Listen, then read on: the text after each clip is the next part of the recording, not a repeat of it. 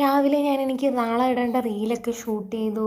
പിന്നെ ഒരു dub smash ആദ്യമായിട്ട് ഞാൻ ചെയ്തു. അതൊക്കെ കഴിഞ്ഞിട്ട് പിന്നെ നമ്മൾ സാരി മേടിക്കാൻ പോയി. സാരി മേടിക്കാൻ എൻകേൽ പോയി. അപ്പോൾ അവർ സാരി എനിക്കിഷ്ടപ്പെട്ട് ഞാൻ ഉടുത്ത് നോക്കി. ആക്ച്വലി എനിക്ക് ഈ സാരി അല്ലായിരുന്നു വേണ്ടത്. ഒരു കല്യാണി കോട്ടൺ വരുന്ന സാരിയായിരുന്നു വേണ്ടത്.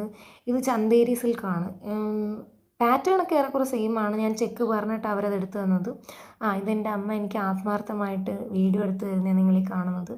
ഓയിൽ ബ്ലൂ കളറ് സാരി ഞാൻ ഓൺലൈനിൽ കണ്ട്, കല്യാണി കോട്ടൺ. അതെനിക്ക് ഭയങ്കരമായിട്ട് ഇഷ്ടപ്പെട്ടു. അത് കുറേ ദിവസം കൊണ്ട് അമ്മയോട് പറയുന്നു, അയ്യോ അമ്മ വാങ്ങിത്തരുമോ എന്ന്.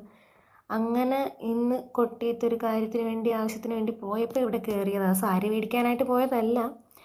അന്നേരം ഈ സാരി ഉടുത്തപ്പോൾ എനിക്ക് അത്യാവശ്യം കൊള്ളാം, ഇഷ്ടപ്പെട്ടു.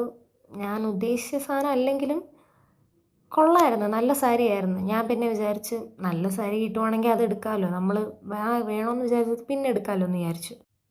അപ്പോൾ അമ്മ എന്നോട് ചോദിക്കുവാണ്, ഞങ്ങളവിടെ ഒരു ബ്ലാക്ക് കളർ സാരി കണ്ടായിരുന്നു, നല്ല അടിപൊളി സാരി. പക്ഷേ അതിൻ്റെ പ്രശ്നം എന്താണെന്ന് വെച്ചാൽ ബോർഡർ ഭയങ്കര വീതിയുള്ള ബോർഡറാണ്.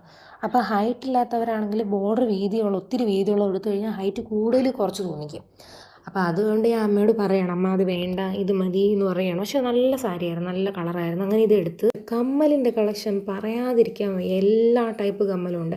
ട്രഡീഷണലുണ്ട്, അല്ലാണ്ട് വെസ്റ്റേൺ വെയർ ആയിട്ടോ പാർട്ടി വെയർ ആയിട്ടോ ഇടുന്ന ടൈപ്പ് ഉണ്ട്. പിന്നെ ടെമ്പിൾ ജ്വല്ലറിയുടെ നല്ല കളക്ഷൻസ് ഉണ്ടായിരുന്നു. പിന്നെ നമ്മൾ അവിടുന്ന് ബില്ലടിച്ച് ഇറങ്ങി ഐസ്ക്രീം മേടിക്കാൻ പോയി. ഐസ്ക്രീം മേടിച്ച് സൂപ്പർ മാർക്കറ്റിലും കയറിയിട്ട് തിരിച്ചു വന്നു. ഇപ്പോൾ ഈ ദിവസം വീട്ടിൽ ഇരിക്കുമായിരുന്നുണ്ടെങ്കിൽ 3000 രൂപ ലാഭിക്കാമായിരുന്നെന്നും പറഞ്ഞുകൊണ്ട് ഞാനും അമ്മയും കൂടെ തിരിച്ചു വന്ന്.